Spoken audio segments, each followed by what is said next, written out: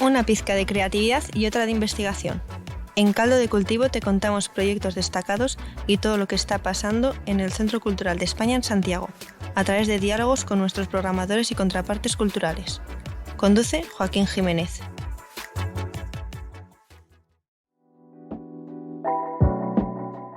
Nos dicen por interno que empieza el tercer episodio de Caldo de Cultivo, un programa del Centro Cultural de España, donde tenemos el honor de hablar con pura gente bacán. Eso es lo cierto. Y hoy tenemos una versión internacional con Manuel Segade, el director del K2M, al que le estamos dando una paliza en el Centro Cultural. Y lo estamos torturando para sacarle todos sus conocimientos y poder conversar sobre gestión cultural y otras cosas por el estilo. ¿Cómo estás, Manuel? Cansado, pero muy contento. Eso, mira, viste, así da gusto tener invitados que con optimismo igual quieren meterse más encima en discusiones difíciles de repente, ¿o no? Bueno, no tiene por qué ser difícil hablar de arte. No tiene por qué ser difícil. Sí. Es un placer. Mira, ¿viste? Así es como se acercan las instituciones y la gestión que hacemos a las audiencias y distintos tipos de comunidades. Tenemos que seguir en esta línea, así más relajado. Manuel, por favor, adelante. Preséntate. Mira, yo soy historiador del arte y he trabajado casi toda mi vida como comisario de arte contemporáneo. También escribo, también leo mucho, que es parte de la profesión, y sobre todo ahora mismo soy director de este museo Centro Altos de Mayo, que es el Museo Regional de Arte Contemporáneo de la Comunidad de Madrid, en Madrid. Para los que estamos dentro del tema de la gestión cultural, el K2M es por supuesto una institución de referencia. Que ha ubicado que ha ubicado en Móstoles y tiene una colección de más de 1500 obras de la colección de Madrid, ¿no? Sí. ¿Y tienen otra colección adosada? Eso es, y unas 700 de la Fundación Arco, ¿no? Que es la colección, digamos, que mantiene la Feria de Arte de Madrid. O sea, una locura de colección que de gestionarse debe ser dificilísimo, pero también muy interesante, ¿no? Sí lo es. Sobre todo ver cómo va incrementándose cada año, ¿no? Es una verdadera maravilla. Sí que es una locura tenerla. Es increíble, y es increíble poder ponerla a disposición de los públicos, ¿no? Que yo creo que es lo más interesante. O sea, quiero decir que está en la web, podéis ver todo lo que tenemos en el propio catálogo y claro, eso quiere decir que cualquiera puede pedir piezas para mostrar en cualquier espacio. Lo digo porque el arte contemporáneo tiene esa capacidad que a veces es, pues yo qué sé, unas hojas que te puedes imprimir en tu casa cuando te damos el archivo y el permiso para tenerlas, y un espacio independiente podría tener una pieza de nuestro estupendo museo expuesta en una exposición temporal sin ningún tipo de problema. ¿Me estáis diciendo que entonces desarman su colección para prestarla en otro lugar y cosas así? Es que el 90% está en el almacén, entonces se puede prestar en cualquier momento, claro. Qué ganas de que todas las colecciones que existen acá en las instituciones chilenas pudieran circular mucho más.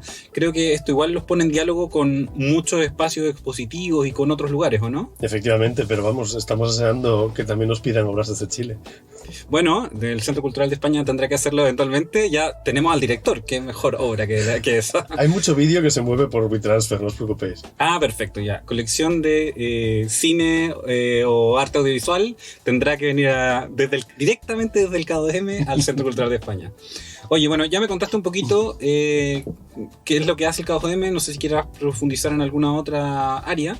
Pero para nosotros siempre ha sido una referencia porque sabemos que hacen un trabajo con territorio y con... Hablar de comunidades es muy blando, pero con distintos tipos de audiencia y con distintos tipos de vínculo, que es súper interesante. ¿Nos puedes contar un poquito de cómo se vincula la institución? Sí. A ver, efectivamente creo que es su fuerte, ¿no? Es un centro que no deja de tener muchísima exigencia a nivel de exposiciones con respecto al arte contemporáneo. Quiero decir, son exposiciones de mucha fuerza, digamos, ideológica y de bastante poder conceptual, ¿no? Pero nos adscribimos a esa misma tradición y a toda su fuerza política y social, precisamente entendiendo que la institución es un mecanismo de transformación del mundo que tiene alrededor, ¿no? Y vamos, que confiamos muchísimo en el poder del arte, que creo que es el resumen fundamental. Eso hace que desde el origen del museo el 40% más o menos de su presupuesto haya sido dedicado precisamente a programas de educación y actividades, ¿no? Esto hace que pues digamos a partir de mecanismos de imaginación radical institucional, pues podamos inventar un montón de formas distintas de acercamiento de los públicos, ¿no? Desde el trabajo con adolescentes, el trabajo con públicos específicos, pues tener un coro, en una compañía de teatro de niñas, o pues por ejemplo un grupo de tejedoras que viene los miércoles al museo a tejer, o un huerto en la terraza en el que la gente de Móstoles, pues de una avanzada edad, aprende sobre, digamos, cosmética ecológica, por ejemplo, ¿no? O sea, todo ese tipo de variedades se suman a la exigencia del programa expositivo y al trabajo con la colección y a la línea editorial que tenemos y a todas las publicaciones que hacemos, ¿no? Después también nos dedicamos muchísimo a artes vivas y a performance, y podría seguir aburriendo al público, pero creo que con ese listado ya vamos bien. No, está buenísimo. De todas las cosas que dice, hay muchas cosas por las que quisiera preguntarte, como la imaginación radical, pero hay una que ya teníamos media libreteada, entonces como para no alargarnos de más y pegarte una paliza muy dura, te quiero preguntar respecto a como los roles de las instituciones culturales en la actualidad, que se ve en el trabajo un poco que están haciendo editorialmente y de gestión dentro del K2M. Pero como ¿por dónde crees que tiene que ir la cosa ahora? Sobre todo en un escenario en que ha cambiado después de la pandemia, donde se perdió el uso de espacios públicos y ahora se está retomando, etcétera. A ver, creo que eso que dices es fundamental, que los espacios vuelvan a ser ocupados por los cuerpos es fundamental, que volvamos a encontrarnos y que esos espacios seguros, además, que no hemos encontrado ningún brote probado en una institución cultural en el mundo, ¿no? Esto ha sido elemental el año pasado en Europa. Y hay estudios, digamos, que además los digamos, muy fiables científicos alemanes han publicado, pero digamos que por otro lado, a ver, yo siempre insisto en que las instituciones de arte contemporáneo hablan del presente mismo, ¿no? Y hablan de la mutación de este complejo presente, y están precisamente por eso en continua fluidez y en continuo cambio, ¿no? Si un museo de arte contemporáneo fuese un género de la literatura, sería ciencia ficción o ficción especulativa, ¿no? Pues esto.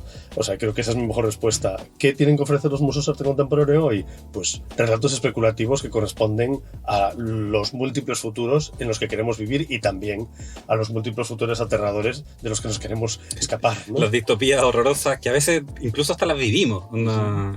Son cómo se ha materializado parte de la sociedad respecto a ciertos puntos que no hemos logrado. Es cierto que hay avances, por supuesto, también, supongo que habrá visiones positivas, pero lo importante es mantenerse crítico en espacios como estos, ¿no? Total, o sea, no sé, ¿por qué decimos cambio climático cuando podemos decir extinción, que es una palabra mucho más bonita? Bueno, sí, es cierto. Creo que hay que meterle cierto acelerador a algunos temas porque nos estamos quedando fuera de tiempo. Oye, me comentabas un poco sobre que compartían fondos y que se relacionaban. ¿Qué tipo de vínculos genera eso? ¿Cómo articulan su colección? Porque teniendo tantos espacios dentro del museo, como, o sea, tantas obras, y no tantos espacios, de hecho, ¿cómo articulan esos fondos para generar relaciones? Y cuéntanos un poquito de tu trabajo curatorial. Pues mira, hacemos muchas exposiciones de la colección dentro y fuera del museo, ¿no? Estamos continuamente paseando, vamos a decir, con las exposiciones de la colección. Hay una cosa que es muy interesante, que es que debatimos sobre el propio lenguaje que tiene una institución, ¿no? El lenguaje del montaje, o sea, cuál es la forma de mostrar el arte contemporáneo que prevalece, ¿no? Y salimos muchísimo de ese museo blanco, como blanco, esa perfección prístina, ¿no? Tan aburrida y clínica que tiene el arte contemporáneo por lo habitual, pues yo que sé, utilizando luces de teatro de colores en las exposiciones, provocando gestos performativos que permitan que la gente pues se mueva con unas coreografías un poco complicadas por las salas, o invitando incluso a artistas, como hemos hecho con Diego Bianchi últimamente, con este artista argentino, invitando a artistas a que lean la colección de un modo, pues cuando menos peculiar, ¿no? Tapando la mitad de las piezas que enseña o convirtiéndolas en sets para su propia obra, ¿no? Entonces, quiero decir, tenemos una visión bastante, no digo anarquista, pero sí desde luego... Vamos, punk rock. Me gustaría ser más anarquista, no, más desapegada, vamos a decir, no vamos a robar esa palabra, que somos una institución, pero una forma más desapegada de trabajar, o más desenfadada, de precisamente pensar que los lenguajes institucionales han mutado desde el inicio de los museos, ¿no? Cuando se tapizaban las paredes de arte de arriba abajo, ¿no? Como si fuera un Tetris de cuadros, y el presente, precisamente después del invento de la instalación y del arte relacional, creo que merece que exploremos todavía mucho más en las formas de mostrar, ¿no? Y las sociedades también han mutado, es decir, como tu interlocutor también es diferente, entonces total. Veo que estar ahí en el K2M es toda una experiencia, Yo quiero aclarar de que me equivoqué respecto a lo del arquitecto, porque fuiste quien llevó a cabo la intervención del K2M, que sufrió una transformación hermosa respecto al concepto de la acupuntura. ¿Nos puedes contar un poquito de eso? Sí, esto precisamente tiene que ver con ese momento de la ficción especulativa y del cambio continuado, ¿no? El museo, pues esto, necesitaba adaptarse a su presente, tiene una arquitectura bastante pobre, y empezamos un proyecto con Andrés Jaque y su oficina para la innovación política, que es un arquitecto madrileño afincado en Nueva York, que nos permitió, digamos, con todo su saber, empezar pequeñas fases en las que les quitábamos el dolor a este edificio, ¿no? Pues cambiar la pintura de la fachada exterior, generar un espacio nuevo en el propio interior, abrir la terraza de una manera completamente nueva, incluso generar unos puntos de recepción bastante innovadores, creo, ¿no? Entonces, digamos que el proceso de la acupuntura arquitectónica tiene que ver más bien con esta idea de trabajar en una exposición de arquitectura con la arquitectura haciéndose, o de generar un patrimonio de diseño contemporáneo en el museo a partir de producirlo, no a partir de comprar piezas, pues de grandes marcas internacionales que bueno, pues que serían casi con el mismo presupuesto, pero no lo rentan lo mismo que producir algo de alguien joven que tiene que ver más con la propia ideología del edificio, ¿no? O sea, el museo en sí es una propia obra y además produce obra. Efectivamente. Como todos organismos que se dividen y... A diferencia del museo, yo no soy una obra, eso lo quiero aclarar, pero... Manuel Segaya haciendo esta performance de director del K2M hace un montón de años. 7. Oye, llevas harto tiempo. ¿Cómo has visto la evolución de la institución? Pues claro, es muy compleja la historia porque llevábamos, digamos, una carrera peculiarmente ascendente hasta llegar a la pandemia, como todo el resto de nuestras vidas, ¿no? Pero creo que hay algo bastante interesante de contar.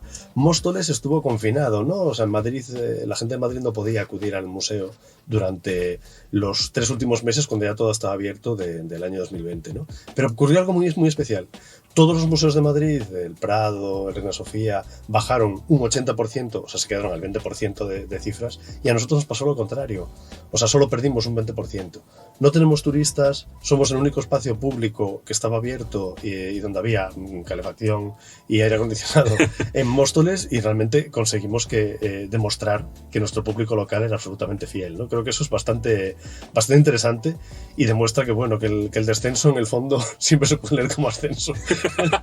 Una historia de éxito con Manuel Segada, el K2M. Oye, y igual de todas maneras tienen que haber mutado un poquito a programaciones digitales y cosas por el estilo. ¿Cómo lo llevaron y cómo lo han mantenido en el tiempo, si es que lo han mantenido en el tiempo? Porque estamos de acuerdo con que la gente tiene que volver a los espacios culturales. Son espacios públicos, son plazas, hay que tomárselos, literalmente. Pero también uno conecta con audiencias en otros territorios que de repente no tienen acceso, entonces no los podéis dejar de lado ahora que se abrió esa puerta. ¿Cómo lo están llevando? Está feo decirle a un medio digital claro, que a mí solo me importa el cuerpo físico y la teoría del público. No, a ver. Solo pueden ir a bailar. Pero a ver, para nosotros ese lugar de encuentro es fundamental también por donde estamos, ¿no? Es verdad que precisamente con Latinoamérica tenemos una inmensa relación. Es muy peculiar porque todo lo que grabamos, por ejemplo, sobre todo de actividades de pensamiento, la Universidad Popular, las zonas de estudio de la imagen que hacemos cada año, se ven mucho más en Latinoamérica. O sea, que tenemos un público que se queda más de una hora en nuestra web, con lo cual está investigando sobre esos recursos que allí lanzábamos, etcétera, que eso es muy interesante, no nos pasa tanto con el público europeo. Con lo cual, gracias por lo que puede tocar al Chile, ¿no? Pero sí me fascina, creo, el uso que pudimos hacer del medio digital en un momento determinado, porque evidentemente el momento primero de la pandemia, cuando no sabíamos si todos íbamos a morir, si qué iba a pasar, generamos muy rápidamente un mecanismo, ¿no? Analizamos lo que estábamos gastando de dinero, que no estábamos gastando, quiero decir, o sea, lo que estábamos ahorrando, ¿no? Con el museo cerrado y con todo esto, y lo que nos podíamos reservar como extra, y sin saber qué iba a pasar en el futuro, justo el segundo mes de la pandemia creamos un proyecto que se llamaba #1,5 y que precisamente lo que pretendía es salvar la distancia del 1,5 metros de distancia social. Entonces, pagábamos a cada artista, que eran como 2 o 3 por semana, ya no recuerdo exactamente, una pieza mínima de vídeo, no tenía por qué ser videoarte, era un vídeo cualquiera que contasen cómo estaban ahora, lo que sea. Pues con esos 3-5 minutos de vídeo les pagábamos la cuota de autónomo que tenían que pagar al fisco para poder además mantener su seguridad social. Entonces, para nosotros era casi como una acción en ese momento de rescate. De rescate y de redistribución económica en un momento en el que, como sabéis, la mayoría de los centros lo que estaban haciendo es el manifiesto efecto contrario, ¿no? Tirando de archivo y recuperando un montón de contenidos sin que ninguno de los artistas que lo habían provocado cobrasen nada por ello. Mira, por eso el Centro Cultural y el K2M tenemos tanta afinidad, porque nosotros tuvimos un proyecto muy similar, que era sobre 12 obras, y teníamos 2 artistas a los que le encargábamos producción, para que pudieran vincularse y establecer discursos sobre estos nuevos espacios. No solamente tirar del archivo, que sin duda es bueno y está ahí y hay que ponerlo en relevancia porque tenemos que recordar y construir memoria, pero también se trata de hacia dónde estamos yendo. Y por ahí me quiero ir. Como para ir cerrando esta entrevista, así, este ping-pong rápido. ¿Hacia dónde crees que está yendo el rumbo de las instituciones culturales y hacia dónde deberíamos ir como especulador profesional? Pues yo creo que es fundamental que se va al sur el asunto. Damos vuelta a la brújula. Sí, no es broma. O sea, igual que lo está ocurriendo a nivel sociopolítico, ¿no? Y todo el mundo está mirando precisamente a vuestras democracias en Latinoamérica, no bromeo. Creo que también el mapa institucional es el sur. O sea, dentro de Europa, España es lo más al sur. Nadie, digamos, no sé, no hay tantos artistas fundamentales a nivel del panorama institucional europeo. Digamos que los españoles logren pasar las fronteras, logren llegar al norte, pero en cambio lo que sí pasan es muchísimos modelos institucionales españoles que sí pesan, ¿no? Y estos modelos institucionales tienen mucho más que ver, por ejemplo, con la forma de trabajar en Latinoamérica o en muchos países de Europa del Este, con instituciones más jóvenes, que son mucho más radicales, mucho más experimentales, que tienen una conciencia muy clara de los públicos a los que se dirigen y de lo que están construyendo con eso. Digamos que es como si todavía confiásemos en el poder transformador social del arte, como decía al principio, de una forma mucho más clara.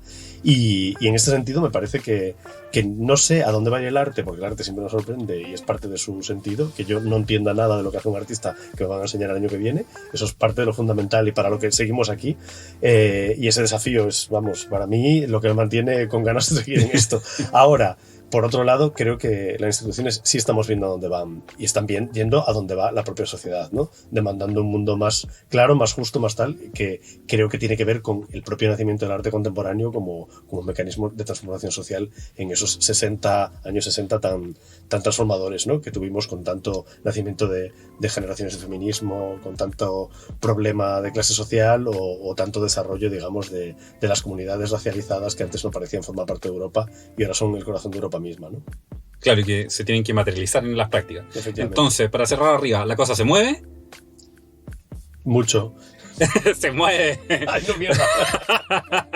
Bueno, muchas gracias por acompañarnos en un nuevo capítulo de Caldo de Cultivo. Manuel Segade va a estar aquí en Chile para que pueda hablar de cómo gestionar espacios culturales, cómo tiene que moverse la cultura.